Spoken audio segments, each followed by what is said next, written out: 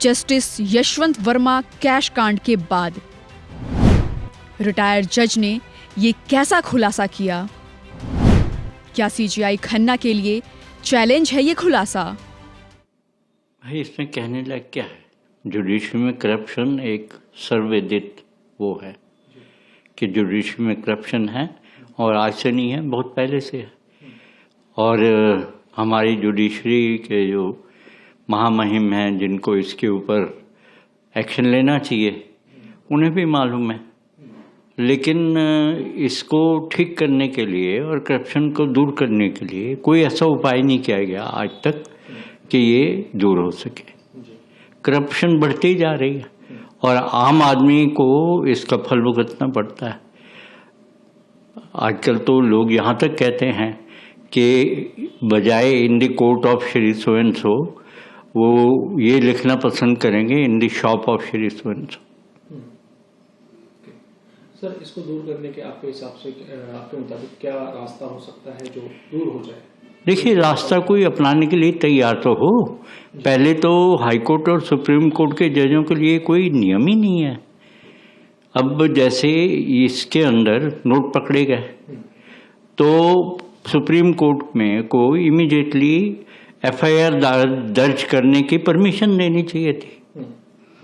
तो ठीक है, करप्शन है, जैसे आम आदमी के ऊपर एफआईआर दर्ज होती है, इसके ऊपर भी एक न्यायाधीश के ऊपर भी उसी प्रकार एफआईआर दर्ज करने की परमिशन दी जाए और उसके साथ साथ आगे की कार्रवाई की जाए।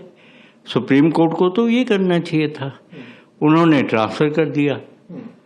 जैसे आम वो होता है कि एक थानेदार किसी थाने के अंदर जो है रिश्वत के मामले ज़्यादा आ गए तो उसे लाइन हाजिर कर देते हैं, थोड़े दिन लाइन में रखते हैं, लोग भूल जाते हैं, फिर उसे दूसरे थाने भेज देते हैं।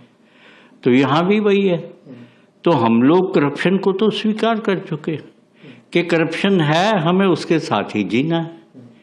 तो यही रवैया हाई कोर्टों का है, यही सुप्रीम कोर्टों का है। आप देखिए ना, करप्शन के केस जजों के ऊपर भी जो केस है वो कितने सालों चलते हैं। वो निर्मल यादव का केस 2008 का है, वो आज तक चल रहा है। और शमित मुखर्जी का केस को चलते हुए तो 25 साल हो गए। आप सोचिए कि हाई कोर्ट अपने अधीनस्थ न्यायाधीशों को ये नहीं कह सकता कि ये जजों के केस जल्दी करो ताकि एक उदाहरण बने। तो करप्शन तो एक्सेप्टेबल है जुडिशरी में। सभी लोग ये मानते हैं कि हाँ करप्शन है और रहेगी, क्योंकि इसको दूर करने का कोई वो नहीं है। अभी मैं एक फैसला पढ़ रहा था सुप्रीम कोर्ट का करप्शन को लेके, जिसमें रंगे हाथों जो है व्यक्ति नोट लेते पकड़ा गया।